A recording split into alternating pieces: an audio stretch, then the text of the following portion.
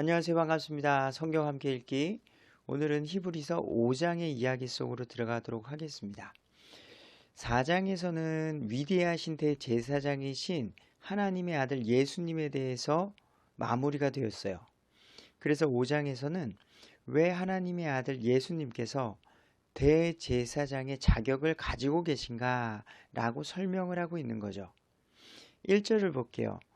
사람들 가운데서 취한 대제사장마다 하나님께 속한 일들에서 사람들을 위하여 임명을 받나니. 구약의 대제사장들은요, 아론의 후손이었어요. 그 아론의 후손 가운데 취한 대제사장마다 하나님에 속한 일들에서 사람을 위하여, 사람이 죄를 짓죠. 저와 여러분들도 죄를 짓기 싫은데 살아가면서 마음속에서 또는 행동으로 부지 중에 불쑥불쑥 나오는 이 죄악들이 있기에 그들을 하나님과 화해시키는 일을, 그런 사역들을 대제사장이 했었습니다. 그 대제사장의 사명을 하기 위해서는요, 임명을 받아야 되는데 그 임명을 하나님께서 해주셨다는 거예요. 그래서 오직 아론의 후손들만이 대제사장의 계보를 이어갔었죠. 기억하세요? 그러면은 왜 하나님께서는 아론의 후손들만 임명을 하셨는가? 아론도 레위인이었어요. 그 레위인 중이었던 고라 자손이 있었습니다. 그래서 왜 대제사장은 아론의 후손으로만 하느냐? 우리도 레위인이니까 우리도 대제사장이 돼보자 하고서 도전했던 이야기가 있어요. 민수기 16장에서 고라 반역 사건입니다. 제가 한번 읽어드리도록 하겠습니다. 결국에는 아론과 그 고라 자손이 대결을 하게 되죠. 하지만 하나님의 뜻이 아니었기에 결국 고라 자손은 16장 32절에 땅이 자기 입을 벌려 지진이 났던 거예요. 그들과 그들의 집과 고라에게 속한 모든 사람과 그들의 모든 물건을 삼키매 지진이 나서 그들을 모두 심판했다는 거죠. 33절 그들과 그들에게 속한 모든 것이 산채로 구덩이에 빠지며 땅이 그들 위에서 닫히니 지진이 나서요. 그들이 모두 그 가운데 떨어져서 죽게 된 거고요. 다시 그 땅이 입을 다물었다는 거예요. 닫혀버리게 됐다는 거죠. 그들이 회중 가운데서 끊어져 멸망하니라. 하나님은요, 하나님의 뜻과 계획하심대로 이 세상을 주관하시고 다스리고 계세요. 근데 그 뜻을 어긋나게 하나님, 내가 하겠습니다. 나도 잘할 수 있습니다. 라고 하나님의 뜻에 도전하는 것은요, 엄청난 죄라는 거죠. 그래서 고라 자손 반역 사건이 민수기 16장에서 이렇게 무서운 심판이 있었던 거죠. 아론의 후손만이 대제사장의 자격을 가지고 이 임무를 수행했다는 겁니다. 하나님으로부터요. 이것은 그가 죄들로 인해 예물과 희생물을 드리게 하려 함이라. 죄를 지은 사람들이 예물, 희생물을 가지고 오면 대제사장을 통하여서 하나님께로 나아갈 수 있었던 거죠. 하지만 구약 시대에 죄 없는 희생물들은 일시적인 효과였어요. 그래서 죄를 짓고 나면은 또 동물과 예물들을 가지고 와서 헌물을 드려야 하는 그런 번거로운 일의 반복이 있었습니다. 그러나 지금 예수님께서 십자가 지신 그 십자가 사건은 죄 없으신 예수님 단번에 우리의 죄를 속하셨고요. 영원히 우리의 죄를 사해 주셨다는 겁니다. 그래서 우리는 은혜의 시대에 살고 있는 거고요. 너무나도 감사한 일이 아닐 수 없습니다. 2절 그가 무지한 자들과 길에서 벗어난 자들을 불쌍히 여길 수 있음은 대제사장의 임무를 맡은 그 사람도요. 그 죄를 지은 사람들을 불쌍히 여길 수 있는 이유는 그 자신도 대제사장도 연약함에 쌓여 있기 때문이라. 뭐 하나님 앞에 나아갈 수 있는 자격이 주어졌어요. 하나님이 주셨기 때문에. 그러나 그 자신도 그러한 똑같은 죄를 짓는 마음이 있었다는 거죠. 그래서 사람들을 볼 때에도 연약함을 갖고서 나아가는 것이고요. 예수님께서도 완전하신 사람이었기 때문에 완전하신 하나님이기도 하고요.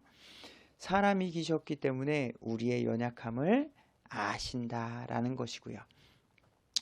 3절 이런 까닭에 그가 대제사장이 백성을 위하여 죄들로 인한 헌물을 드리는 것 같이 자신을 위해서도 대제사장 자신을 위해서도 드려야 함이 마땅하니라.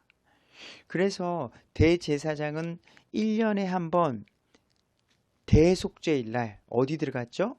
성막 안에 하나님이 임재하시는 성소와 지성소 그 휘장으로 가리워졌던 그곳으로 들어갈 수 있었습니다.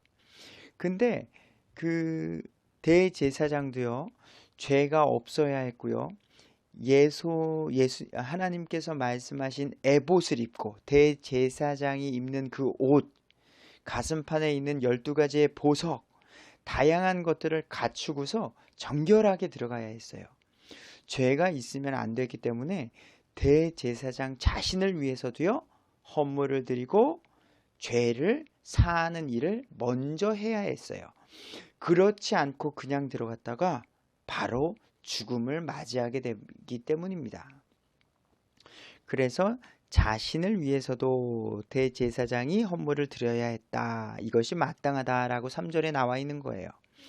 4절 이 존귀는 아무도 스스로 취하지 못하며 하나님의 쓰임받는 중보자의 사역, 그 존귀한 일은 아무도 스스로 하지 못한다는 거예요. 하나님께서 세워주시는 자만이 가능하다는 거예요. 오직 구약시대는 아론과 같이 하나님의 부르심을 받은 자라야 취할 수 있었다는 겁니다. 이와 같이 누구를 이제 얘기할까요? 이와 같이 예수님께서도 자신을 영화롭게 하여 대제사장이 되지 아니하시고 스스로 되신 게 아니라 그분께 너는 내 아들이라 오늘 내가 너를 낳았더라 하신 시편 2편 7절의 말씀을 또 인용해서 신약에서 쓰여지고 있어요. 히브리서에서. 너는 내 아들이라 하나님께서 하시는 말씀입니다. 오늘 내가 여호와 하나님께서 너 예수님을 낳았도다. 십자가 사역, 대제사장의 사역을 감당케 하시기 위해서 낳았다 하시는 겁니다. 이 말을 하신 분께 하나님께서 글이 되게 하셨느니라. 그래서 예수님은 세 가지의 직분이 있었죠. 대제사장이 있었고요. 대언자로서의 사역도 있었고요. 왕으로서의 사역, 직분이 있습니다. 자, 이러한 사역들을 하신 예수님, 이 땅에서는요, 지금 대언자의 사역을 하셨어요. 대언자로서 하나님의 왕국의 복음을 선포하셔서 복음을 전하셨고요. 대제사장의 역할로 십자가에서 죽으셔서 모든 이 세상 사람들이 하나님께로 갈 수 있는 길을 여셨고, 지금은 하나님의 우편에 앉아 계셔서 하나님 예수님을 믿는 그 구원받은 성도들을 위해서 성화의 중보 사역을 지금도 하고 계십니다. 그리고 마지막에 왕으로서 또한 이 세상에 오시게 될 것입니다. 6절 이것은 그분께서 또한 다른 곳에서 이르시기를 너는 멜기세덱의 계통에 따른 영원한 제사장이라 하심과 같으니라. 그래서 예수님은 아론의 혈통을 통해 나지 않으셨어요. 예수님은요, 성경 말씀대로 멜기세덱의 계통을 따른 단번, 한 번이 아니라 영원한 제사장이 되시는 거예요. 자, 성경에서 멜기세덱은요, 우리 창세기 14장에도 등장하죠. 먼저 멜기세덱은 의의 왕, 예루살렘, 즉 평각의 왕, 가장 높으신 하나님의 제사장, 이런 분으로 성경은 나타내고 있습니다. 그는, 멜기세덱은 제사장의 직무를 가지고 아브라함을 축복하며 그에게 11조를 받기도 했어요. 성경은요, 그 멜기세덱의 아버지나 어머니 혹은 그의 계보, 출생, 죽음 등에 대해서 언급하지 않습니다. 그에 대한 선조나 후손이 없이 하나님의 지명을 받고 홀로 서서 왕가의 제사장이 되었어요. 멜기세덱은 좀 신비로운 사람이에요. 성경 속에서요. 그러한 멜기세덱의 계통을 따른 분이 예수님, 영원한 제사장이라는 거예요. 아론이 지금 히브리 그리스도인들에게 있어서, 유대인들에게 있어서 너무나도 소중한 사람이지만 그보다 뛰어나신 계통, 영원한 대제사장이신 예수님을 나타내기 위한 5장의 말씀인 거예요. 인간 대제사장은 다 죽었습니다. 아론을 비롯해서 그의 모든 사람은 죽었으나 영원한 제사장이신 예수님은 지금도 하나님 우편에서 우리를 위해 중보사역을 하고 계신 겁니다. 아멘. 7절, 그분께서는 친히 육체로 거하던 때에, 예수님께서 이 지상에서 3년 반 지상사역을 하셨죠. 육체로서. 그때에 자기를 사망으로부터 능히 구원하실 분에게, 하나님에게 강렬한 부르짖음과 눈물로 기도와 간구를 드리셨고, 또 친히 두려워하셨으므로 하나님께서 들으셨느니라. 우리를 위해 십자가 사역을 하셔서 우리의 죄로부터 구원해 주시는 길을 열어주셨고, 그러한 사역들을 또 기도하셨고 하나님께서 들어주셔서 대제사장의 사역을 감당하신다라는 겁니다. 8절, 그분께서 아들이실지라도 친히 고난받으신 일들로 말미암아 순종하기를 배우사 완전하게 되셨으므로, 죽으시고 부활하셔서 하나님 우편에 계셔서 완전하게 되셨으므로 자기에게 순종하는 모든 사람들에게 영원한 구원의 창시자가 되시고, 이제는 구약시대의 그런 일시적인 반복적으로 해야 하는 것이 아니라 모든 사람들에게입니다. 여러분, 모든 사람들에게, 믿는 모든 사람들에게 영원한 구원의 창시자가 되셨다는 거예요. 아멘. 10절, 하나님의 의에, 또 나오네요. 멜기세덱의 계통에 따른 대제사장이라 불리셨느니라. 11절, 멜기세덱에 관하여는 우리가 말할 것이 많으나, 성경 전체를 보시면요, 멜기세덱을 연구하면 아주 신비로운 존재라고 말했습니다. 어디서 왔는지 알지도 못하고 그의 부모와 가족관계도 모릅니다. 하지만 믿음의 조상 아브라함을 비롯하여 그분에게 경배를 하고 그분을 통하여서 하나님의 뜻을 알게 되는 일들이 많기 때문이죠. 근데 멜기세덱에 관하여 전할 것이 많은데, 말할 것이 많은데, 너희가 1차적으로 누굴까요? 히브리 그리스도인이에요. 구원은 받았으나 깊이 있게 성경에 대해서 알지 못하는 사람들, 듣는 것이 두나무로, 아이 그건 뭐야? 예수님을 믿긴 했는데, 십자가 사건 내가 믿긴 믿는데 그 외에는 전혀 모르는 거예요. 그러니 그들에게 말하기가 어려우니 바울이 고민하는 겁니다. 예수님을 믿은 지 오래됐음에도 불구하고 이 얘기하는 게 너무나도 꺼려지는 거예요. 12절부터는 그거에 대해서 영적으로 성숙하지 못한 자들에 대한 걱정이 나와요. 이거 먼저 제가 설명을 해드리도록 하겠습니다. 너희가, 그러니까 히브리 그리스도인이 어떤 성경에 깊이 있는 말씀들을 듣는 것이 두나무로. 자, 우리 데살로니가전서 2장 13절의 말씀을 보면 아주 기쁨의 이야기가 있어요. 자, 데살로니가전서는요, 바울이 데살로니가 교회 성도들에게 쓴 거예요.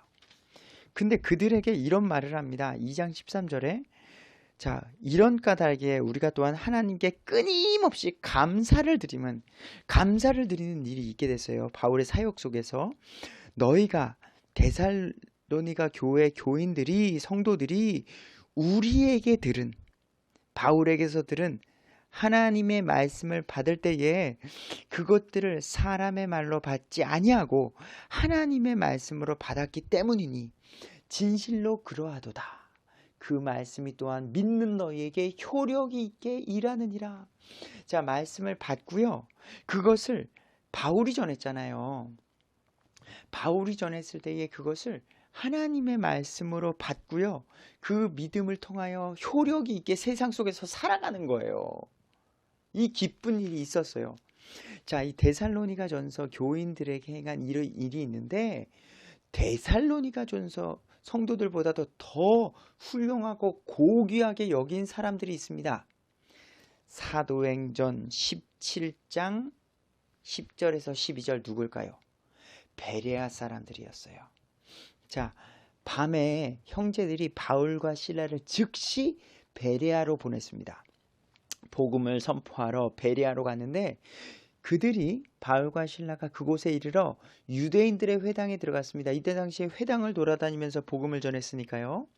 자, 베레아 사람들은 데살로니가에 있던 자들보다 더 고귀하대요. 자, 데살로니가 사람 제가 말씀드렸죠. 바울의 말씀을 듣고 하나님의 말씀을 여기고 삶 속에서 효력 있게 움직였어요. 근데 더 고귀했던 이유가 뭐냐? 그 사람들은요, 말씀을 받아들이고요, 그것이 그러한가 하여 날마다 성경 기록을 탐구함으로. 12절 중요합니다. 그들 중에 많은 사람이 믿고요, 또 그리스 사람인 귀부인들과 남자들 중에서도 적지 않은 사람이 그리하더라. 바울과 실라가 복음을 강력하게 선포를 했습니다. 그러면 그것을 성경 말씀과 맞는가 날마다 기록들을 탐구하고 연구했다는 거예요. 예? 이것이 너무나도 중요하다는 거예요. 제가 예수님을 믿고서 저 또한 저에게 적용합니다. 제가 신학교를 내고 목사가 거의 되기 전까지도 성경을 잘 몰랐다고 고백해요. 주워 들은 것만 있었지 성경을 제가 직접 연구하지 않았기 때문입니다. 그냥 들었던 걸 가지고 입만 나부라댔지 제가 성경을 연구, 비교, 분석하는 일을 못했다고요. 부끄럽지만요. 이런 거예요. 제가 전도사 때부터 이제 목사가 되고 나서도 쭉 10여 년 정도를 교회를 보면서 8, 9, 10 교회, 그리고 제가 그냥 사역하러 간 교회만 하더라도 많죠. 몇십 교회가 되죠. 근데 성경을 모르시는 분이 너무 많은 거예요. 그냥 어디서 주운 이야기, 유튜브에서 본 이야기, 근데 그것이 베레아 사람들처럼 사실이라면 믿고 나아가면 되는데 거짓인 것들이 너무나도 많나요. 신비주의적인 것들, 은사주의자들이 내놓은 교리들, 성경과 결국에는 맞지 않는 것들을 가지고서 믿고 계신 분들이 많아요. 그것이 너무나도 제가 가슴 아픈 것 중에 하나예요. 왜요? 이 이유는 뭘까요? 성경을 볼 줄 모르고요. 성경을 모르세요. 그냥 성경 66권을 전체적으로 아는 게 아니라요. 조금만 아는 거예요. 조금만 알면 그 말씀만 가지고서 믿다 보니까 오류를 낳아요. 지금 아시겠지만 제가 한국 기독교에서는요. 개역 성경의 문제를 가지고 또 새로운 번역이 나와요. 그러면 뭐 이루라, 이룰 것이다, 믿으라, 믿어야 한다. 다양한 표현이 달라져요. 이거를 정말로 성경 대조 책이 있습니다. 그러한 책들을 가지고 연구 분석을 하시면 너무나도 좋아요. 이런 것들을 보고서 분명하게 논리적으로 우리가 이해를 하지 않으면 어렵다는 거죠. 여하튼 자, 분명하게 아셔야 한다는 훈련을 가지고 성경을 보셔야 한다. 성경 전체를 보셔야 한다. 이거를 꼭 기억해 주십시오. 자, 그래서 지금 12절에 말하고 있는 거예요. 바울이 이제 시간으로 보건대 너희가 마땅히 가르치는 자가 되어야 할 터이나, 예수님을 10년, 20년 믿었는데, 30년, 40년 믿었는데 가르치는 자가 되어야 할 텐데, 너희가 하나님의 말씀을 첫째 기초 원리들을 남에게 다시 가르침을 받아야 할 필요가 너에게 있나니, 오래전에 받았던 구원이란 무엇인가, 예수님은 무엇인가, 이런 것들을 떠나서 그거를 또 반복되게 받아야 한다는 거예요. 가르쳐야 할 시간이 됐음에도 불구하고 들었던 거를 또 들어서 그 연약한 믿음을 다시 다지는 일을 반복해야 한다는 거죠. 너희가 단단한 음식이 아니라 젖을 필요로 하는 자가 되었도다. 아주 슬픈 거죠. 13절, 젖을 사용하는 자마다 갓난아이이므로 의의 말씀에 능숙하지 못하니라. 예, 그런 거죠. 그러나 단단한 음식은 장성한 자들에게 속하나니 그들은 그것을 사용하여 자기 감각들을 단련시킴으로 선악을 분별하느니라. 자, 고린도 교회 이야기에 이런 것들이 되게 많이 나오죠. 제사 드린 음식을 먹어야 되네, 말아야 되네, 뭐 어떤 일들을 해야 되네, 말아야 되네, 뭐 다양한 어떤 선택에 있어서 성경을 알면 알수록 고민을 안 해요.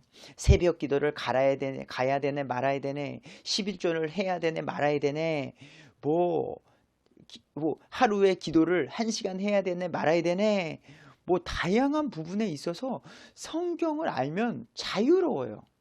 여러분, 영혼의 자유, 하나님께서 주신 자유가 있어요. 하나님, 이것을 해야 될까요? 말해야 될까요? 이런 것이 우리에게는 없어요. 성경을 알면 그냥 딱 나와요. 맑은 정신을 가지고 성경을 알면 알수록 무엇을 하든 자유롭다고요. 지금 바울은 이런 것에 대해서 너무나도 답답해하는 심정을 가지고 5장을 마무리하고 있습니다. 그래서 이제 6장은 무슨 일이 있을까요? 예, 완전함으로 나아가자라는 마음으로 또 6장 말씀이 이어가고 있습니다. 자, 그래서 우리 교회 생활을 하실 때에도요, 분별력 없이 그냥 순종 봉사하지 마시고요. 자, 구원을 잃어버린다는 자들, 저는 한번 구원은 영원하다는 것, 뭐 이런 다양한 교리들이 있을 때에 우리가 말씀 속에 분명히 연구하여서 평안 속에서 살아가는 우리가 됐으면 좋겠습니다. 자, 오늘은 여기까지 하고요. 우리 다음에 6장 이야기 속으로 다시 뵙도록 하겠습니다. 좋은 하루 되세요. 안녕히 가십시오.